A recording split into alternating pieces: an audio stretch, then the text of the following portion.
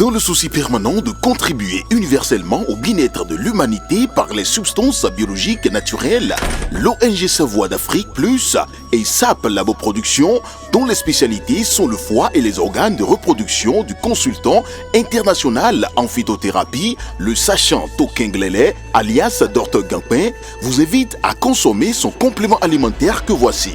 Gampin Sirop est un complément alimentaire qui favorise la multiplication des cellules du foie et le bon fonctionnement du côlon. Il stimule par son action énergétique le désir sexuel en corrigeant les troubles érectiles, l'éjaculation précoce, augmente la libido et corrige la fatigue physique et mentale. Le siège est dans Cotonou à Zobo, non loin du 10e arrondissement. Contact plus 229 60 60 20 65 97 25 03 61 95 53 70 70. Les grandes contradictions. Les grandes contradictions, une émission de décryptage de l'actualité nationale et internationale avec Shamsdine Badaro, Gaspard Adjamossi et Achille Wusso. Les grandes contradictions, c'est tous les vendredis sur Guérite TV Monde.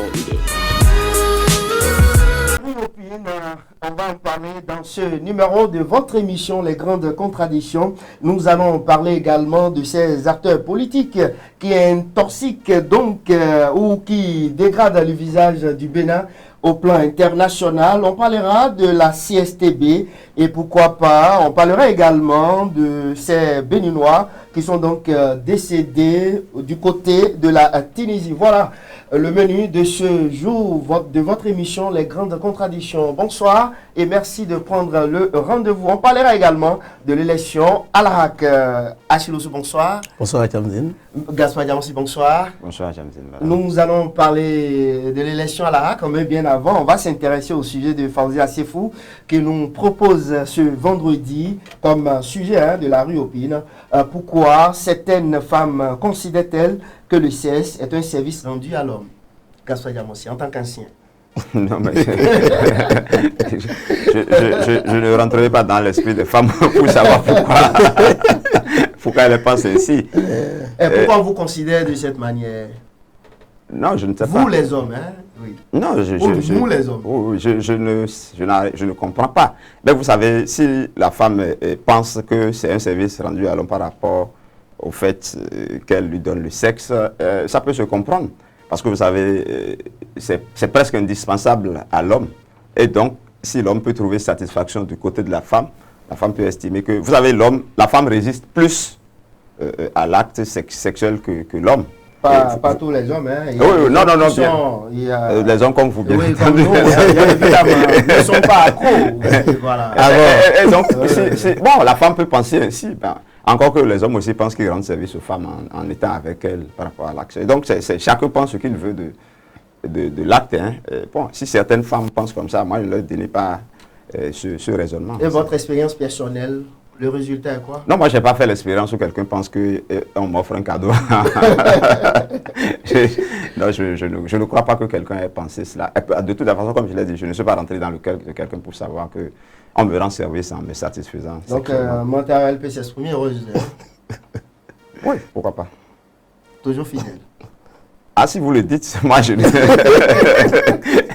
Merci beaucoup, nous sommes devant le public. On va demander à votre jeune frère, on va demander à votre jeune frère Achille Wusso, je vous pose la même question. Allez-y. Comment ça se passe à la maison?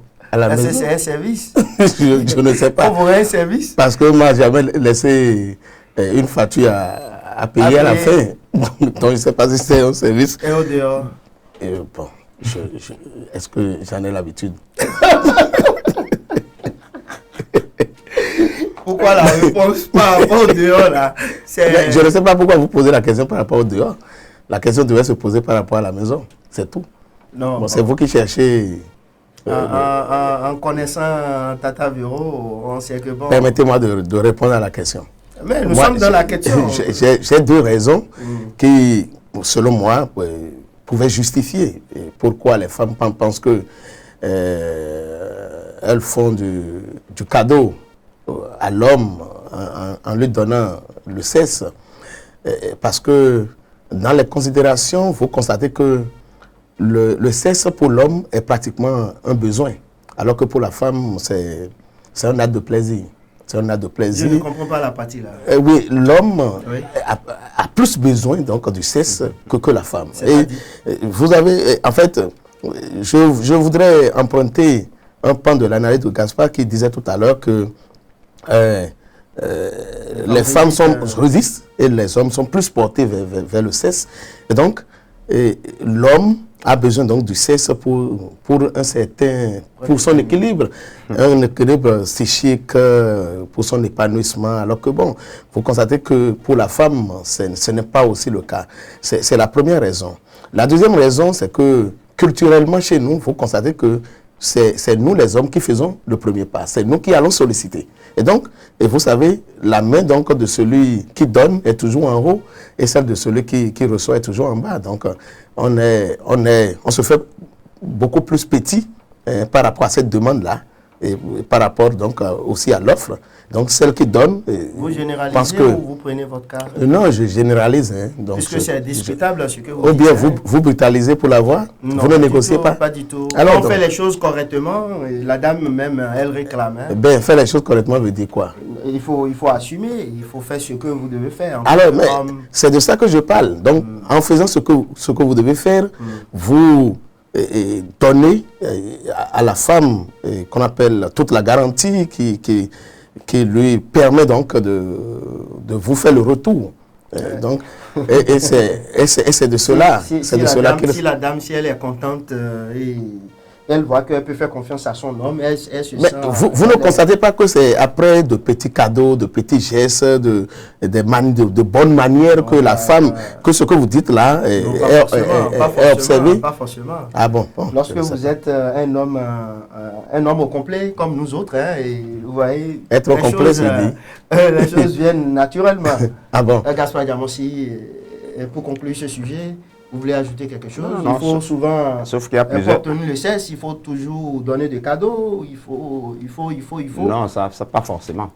C'est pas un échange. Là, vous êtes carrément avec je ne sais pas, hein, une boîte, comment on dit? Non, c'est pas un échange. Non, mais les petits cadeaux, ce n'est pas un signe d'échange, c'est un signe de manifestation d'amour. C'est ça, de présence, d'attention. La veille ou bien le jour où vous avez envie. Non, vous savez, non, ce que vous dites, peut-être ça rentre peut-être dans un cas déjà général où on est habitué l'un à l'autre. Dites-moi, la première fois, comment ça se passe? Quelle première fois? Les toutes premières fois où vous devez rentrer donc dans cette négociation avec une femme. Parler d'où? Dehors ou à la maison? Je ne sais pas. Ce qui est sûr, la maison, la maison aussi a commencé un jour. Ça a commencé un jour. Avant de devenir routine. Donc, quand vous considérez cette première fois... Non, il n'y a pas de commentaire. Sauf qu'on risque de faire la moitié de l'émission sur ce sujet. De toutes les façons, c'est une triste réalité. Hein. Ouais, c'est une triste réalité. Il y a d'autres, ils vont carrément demander pardon d'abord. Hein. C'est une question d'école. Chaque couple sait comment ça se fait. Chaque partenaire sait comment ça se fait. Vous en savez quelque chose? En tout cas, lorsque ça arrive à ce niveau-là, il faut savoir que chacun doit prendre ses responsabilités. On ne doit pas négocier, on ne doit pas négocier. On fait comme ça, c'est comme ça. C'est une question de devoir, c'est une question de responsabilité. Et lorsque déjà, comme vous le dites tout à l'heure, lorsque ça devient une routine et qu'on est en couple, on est en ménage, la femme doit savoir que c'est de son devoir de satisfaire son homme. Et cela ne devait pas être négocié et vice-versa. Et donc l'homme aussi doit faire son devoir vis-à-vis de la femme pour qu'il y ait toute l'harmonie souhaitée dans le couple. Les gens peuvent prendre donc nos différents exemples. Hein, bon, en tout cas, gérer la chose, ce qui est sûr, bon, nous sommes des cas d'école, ils peuvent venir nous consulter. Nous consulter. Nous sommes des consultants sessions. Gaspard Diamossi, vous confirmez? Ah, je ne le sais pas. Gaspard Diamossi, je reste toujours avec vous. On va parler cette fois-ci de l'élection. Hein? Au niveau de l'ARAC, c'est possible de renouveler désormais le fauteuil. Ça bavade, ça s'enflamme sur la toile dans les groupes WhatsApp des acteurs des médias. Non, que se passe-t-il au juste? C'est possible de renouveler ça là, c'est depuis la révision de la loi organique, on savait déjà que c'était renouvelable. C'est vrai que certains tentent de contester, mais ça va de soi et qu'on peut renouveler désormais. Moi, je ne sais pas pourquoi... Ça s'impose à tout le monde. Pourquoi, oui. Je ne sais pas pourquoi on peut se focaliser sur le renouvellement de mandat ou pas. Il y a quand même 3 places à occuper par les professionnels des médias. Et donc, s'il n'y avait pas de conseillers qui remplilaient, je crois que ce débat n'allait pas avoir lieu. Et bien entendu, il y a ceux qui ont été nommés aussi, qui peuvent être à nouveau nommés ou désignés par les institutions. Donc moi, je ne pense pas que le débat soit à ce niveau. Le débat, c'est plutôt le débat de celui qui va dignement représenter les professionnels des médias au niveau de l'institution. Et voilà, merci Gaspard Adjamansi. Achille Ossou, ça s'enflamme sur la toile. Oui, mais bon, c'est de bonne guerre. C'est une élection. Et une élection, ça se passe toujours comme ça. Et chacun a un bord à défendre. Et il ne reste maintenant que les indécis, que les candidats iront tchatcher, chacun avec donc les stratégies et les moyens dont il dispose. Ce qui est important à noter quand même, c'est de dire, comme vous l'avez souligné, que c'est pour la première fois que les acteurs des médias sont appelés à une possibilité de renouvellement de sièges de leurs représentants au niveau de la haute autorité de l'audiovisuel, de la communication. Et c'est déjà important quand même, parce que ça faisait partie quand même de nos revendications, de nos luttes. Et donc cette réforme-là est à saluer. Et donc pour la première fois, nous aurons aussi la possibilité d'apprécier qu'on appelle le mandat de ceux qui nous ont représentés et de savoir si on peut encore leur renouveler notre confiance. Et cela n'empêche pas aussi donc, que d'autres viennent dans la course et discutent la place avec eux. Ce qui est sûr, c'est une compétition. La lutte est ouverte et chacun essayera quand même de tirer le drap de son côté. Merci beaucoup. Gaspard Adjamansi, ce qu'on constate, le jeu va se jouer plus entre... c'est un match retour entre Basile Thibozo et Franck Poitiers-Mea. Oui, même si c'est un match retour, il ne faut pas minimiser le troisième candidat, qui est Brice Ogoubeye, qui est aussi un challenger. C'est d'ailleurs un match retour avec lui aussi, parce qu'il était candidat, il ne faut pas l'oublier, il y a 5 ans. Et donc il y a un challenge à ce niveau-là entre les... Non, je parle, j'ai pris l'aspect d'un match retour. Il était de la course. Et donc, c'est un match retour pour lui également. Même s'il y a le premier, le deuxième se retrouvent encore à nouveau dans la course. Que le meilleur gagne. Et le meilleur, c'est ce que les professionnels des médias auront choisi. Achille Ossou? Oui, mais le meilleur, match retour? Un match retour, on ne dira pas le contraire. Oui, effectivement, il est à considérer qu'ils sont ils seront trois dans la course et chacun va avec ses atouts, n'est-ce pas? Mais il est quand même à constater que des trois, on peut quand même dire que le combat sera très rude entre deux et c'est par rapport à ces deux-là, certainement que vous parliez de match retour. Je crois que chacun d'eux sera appelé, comme je l'ai dit tout à l'heure, à jouer à fond ce match-là pour montrer de quoi il est capable. Celui qui avait peut-être perdu gagnera, ou celui qui avait gagné va encore gagner à nouveau. Et donc, bon, pourvu que les équipes sur le terrain soient... équivalent. Bon, je sais pas si c'est Dragon contre ou bien Real de FC Aguera ou bien Real de Madrid. Real de Madrid contre comment vous appelez? Moi je vais mettre le drapeau de sport. Barcelone ou bien contre Barça. Bon, on verra. Oui. Voilà, Gaspard Adjamansi, que le meilleur gagne donc. Oui, bien entendu. Merci beaucoup Gaspard Adjamansi. Je reviens encore vers vous et on va parler cette fois-ci de la marche de la CSTB. La CSTB, tout comme les autres centrales et confédérations syndicales, a marché contre la vie chère. Oui, dans la paix. Et donc le commentaire que moi je voudrais juste faire, c'est que les gens nous ont donné une impression bizarre et inutile d'interdiction de marche. Et ça a fait un peu bizarre dans le pays, ça a dégradé un peu l'image du pays. On a constaté aujourd'hui qu'avec les autorisations, les gens marchent sans qu'il y ait péril en la demeure. Et donc, on aurait pu faire économie de ces interdictions et laisser calmement les gens marcher. Parce que les gens ont marché et rien ne s'est passé. Achille Ossou? Bon, peut-être que le préfet avait été inquiété par la demande de ces matchs-là. Il a fini peut-être par comprendre que... Apparemment, il a été rappelé à l'ordre. Bon, peut-être qu'il a été rappelé à l'ordre, mais bon, il a quand même fini par comprendre qu'il faut laisser les gens marcher, sinon c'est le contraire qui risque de... Il était un défenseur de ces... Vous savez qu'il a changé de position, et donc il paraît que quand les positions changent, qu'on appelle la manière de voir aussi les choses change. Et bon, on ne va pas lui en vouloir pour ça. Il incarne une certaine autorité, une responsabilité dans le pays. Et donc, bon, il a quand même son dernier mot à dire, puisqu'il a compris aujourd'hui qu'il peut agir autrement, permettre aux gens donc de s'exprimer, de marcher et de dire à l'autorité, puisque véritablement ce n'est pas à lui que les marcheurs s'adressent. Ils s'adressent au président de la République, ils s'adressent aux membres du gouvernement. Et donc, s'il a compris qu'on peut laisser les gens marcher et que déjà la première expérience donc, avec les autres centrales syndicales c'est de bon temps qu'il autorise encore les autres qui manifestent cette demande-là. Et dans ce cadre-là, la CSTB sera appelée à faire sa marche, pourvu que cela soit aussi dans la discipline, que cela ne se retourne pas, qu'on ne donne pas, on ne finit pas par donner raison au préfet qui s'inquiétait donc de les autoriser. Si cela peut se passer dans la discipline, dans l'ordre, ce serait déjà tant mieux pour le pays. Tant mieux pour le pays. Achille Osso, on va parler cette fois-ci de l'interdiction par le Bénin du transport sur le fleuve Niger. On se demande quel effet recherche-t-il le Bénin? Non, mais je crois que lorsque les frontières terrestres sont fermées, c'est de bon ton quand même que les autres frontières aussi soient emballées. De l'autre côté, c'est le Niger qui refuse d'ouvrir ses frontières terrestres. Et ici, le Bénin aussi peut-être a trouvé que pour aussi marquer le coup au Niger, qu'il faut fermer les frontières terrestres, les frontières fluviales. Malheureusement, ce sont les peuples qui souffrent.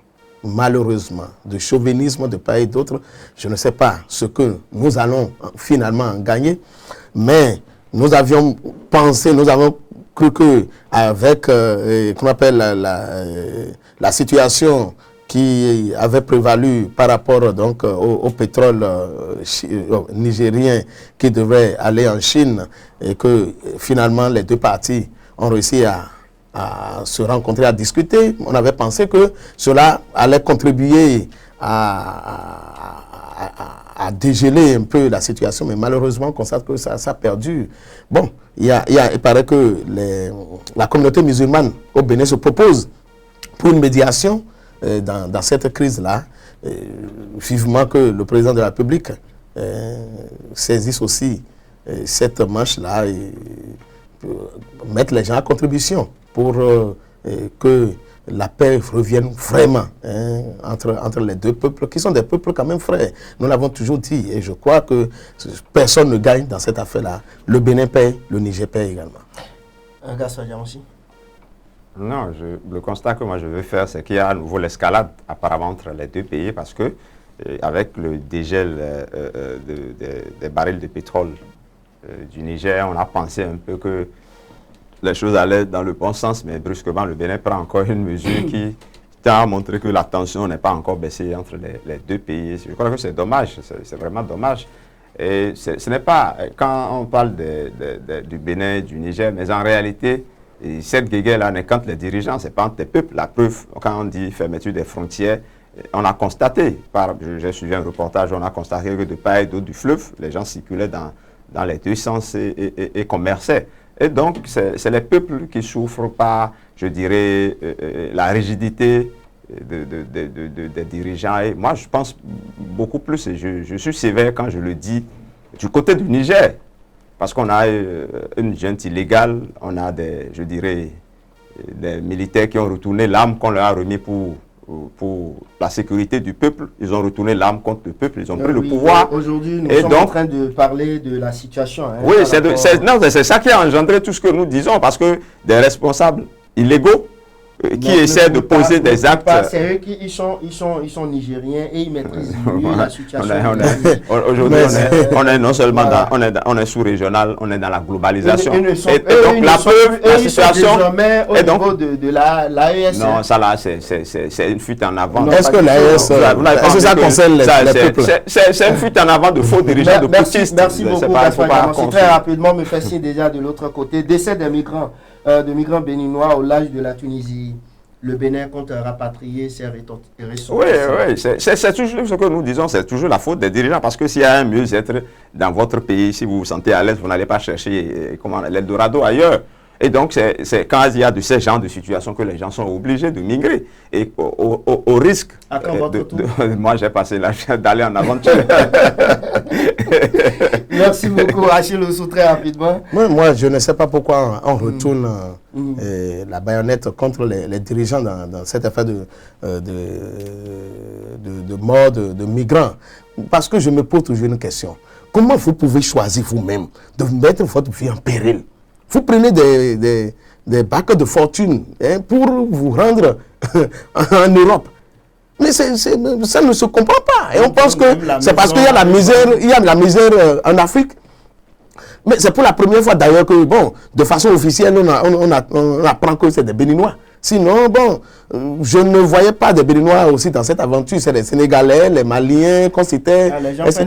Les Gabonais. Non, mais c'est dommage. Il faut que nos frères comprennent qu'il n'y a l'Eldorado nulle part. Et que chez eux, il y a affaire. C'est parce que tout le monde veut faire accord, on veut porter cravate, qu'on pense que ça ne va pas. Et ceux qui prennent ces bacs de fortune pour se rendre à l'extérieur, c'est des gens qui vont sans diplôme. Ils ne savent rien faire. Pratiquement, ils ne savent rien faire. Pas tous, hein. Mais écoutez, vous pensez que quelqu'un qui a ce diplôme, va se permettre donc de se mettre dans une bague de fortune sur les eaux, sans protection, sans rien, sans même gilet, ils n'ont rien. Vous pensez? On vous entasse comme des sardines et vous acceptez. Vous acceptez au péril de votre vie. Et si vous n'arrivez pas, voici. Donc moi je pense que chacun devrait quand même se protéger d'abord. Et c'est après ça qu'on va peut-être... comme Gaspard vient de le dire, interpeller les gens doivent prendre les responsabilités. Mais les responsabilités, c'est de les empêcher, c'est d'empêcher. Et vous constatez, ils n'ont pas certainement embarqué au Bénin. C'est des gens qui prennent des trucs. Avion à Cotonou ici pour c'est comme ça se passe. Avion. Ils prennent un vol. Non mais ils prennent un vol pour aller en Tunisie. Ok, d'accord. De la Tunisie. Parce que ce n'est plus long. À Tripoli. Ok, d'accord. J'ai compris. Voilà. Mais vraiment, il va quand même falloir que. Apparemment, vous connaissez le site. Oui, je connais le circuit. Je connais le circuit. Je n'ai jamais fait l'expérience, mais je connais le circuit. On a des amis passeurs. Je vous informe également que je suis en train de faire un travail par rapport aux passeurs autres là, sur ça. Mais bientôt 3 ans. Mais on n'a pas de moyens pour terminer l'enquête. Mais on continue toujours. Dieu vous aidera. Inch'Allah. Voilà, pour terminer ce matin, Achille Ossou, qui monte? C'est le préfet Ouroula. Il monte? Oui, il monte. Ah bon? Oui, il monte. Et il a fait quoi pour monter? Non, mais écoutez, pour... Avant, on avait dit tout à l'heure, compris qu'il faut quand même... Il est payé il faut pour ça. Empêcher... Il est payé pour ça? Bon, il est payé pour le travail qu'il fait. Est-ce qu'il est payé pour empêcher les marches? C'est pour ça que je dis. Il est payé pour ça. Il est payé en tant que préfet. Il est payé pour travailler. Il est payé en tant que préfet. Pour respecter les textes de la République. Il paraît que les textes de la République, c'est... Pour autoriser les marches, c'est avis déclaratif seulement. Oui. Donc il n'y a pas d'autorisation formelle, même si l'occupation de l'espace public, autour de ça, on peut trouver à dire. Donc je pense que pour avoir compris qu'il faut laisser les gens marcher. Il monte. Et qui descend? Et qui descend, j'ai envie de dire, mais malheureusement ça va emballer. J'ai envie de dire non, la jeunesse africaine et celle béninoise en particulier, et ceux qui sont allés donc se tuer dans les eaux de la Tunisie. Pardon, non mais comment vous pensez que... Bon, je ne le dirai pas quand même. Nous sommes en deuil. Je respecte leur mémoire. Oui, nous sommes en deuil. Voilà. Merci beaucoup. À vendredi prochain, si Dieu le veut. Merci. Voilà. Dieu le voudra. Inch'Allah. Gaspard Diamossi. Qui descend? Qui descend, Ah bon, hein? Non, qui monte, je dirais le préfet, sans conteste aussi. C'est vrai qu'il est payé pour ça. Le vendredi dernier. Il interdirait les marches, maintenant il les accepte, pourvu que ça dure. Bon, maintenant, ça montre qu'on n'est pas là contre, on n'est pas contre qui ça fait pas. Ceux qui lui disent qu'on l'insulte, qui n'ont qu'à lui dire qu'au moins on lui a donné le bon point aujourd'hui. Et donc, qui descend, j'ai envie de parler d'un activiste, un certain panafricaniste qui déblatait sur son pays. On ne sait même pas s'il est béninois ou français et qui raconte un peu. Je crois que ce n'est pas tout à fait bon. Vous voulez parler de qui? Je ne sais même pas comment l'appeler. Je ne sais pas si vous l'appelle Kemi ou Kapuchichi ou il se fait appeler Kemi Seba. Mais c'est pas digne. C'est vrai par moment, il faisait une lutte assez louable sur un certain nombre de principes. Mais aujourd'hui, j'ai l'impression que c'est monnayé un peu partout parce que curieusement, on se retrouve du côté du Niger et on déblatait sur son propre pays, on raconte ce qu'il n'existe pas. Je crois que c'est dangereux et donc pour moi, il descend. Il faut qu'il Merci beaucoup, Gaspard Diamossi. À vendredi prochain. Si Dieu le veut, bien entendu. Voilà, c'est définitivement terminé pour ce numéro de votre émission Les Grandes Contradictions pour le compte de ce vendredi 24 mai 2024. Merci à toute l'équipe de réalisation, de préparation de cette émission. Latifat Kouenou, Patrice Ayonton, Fauzia Sefou, Gaspard Diamossi, Achioussou et Shamsdin Badar. Nous vous disons merci et bonsoir chez vous. C'est tous les vendredis sur Guérite TV Monde. Les grandes contradictions. Les grandes contradictions, une émission de décryptage de l'actualité nationale et internationale avec Shamsdin Badaro, Gaspard Diamossi et Achille Wusso. Les grandes contradictions, c'est tous les vendredis sur Guérite TV Monde.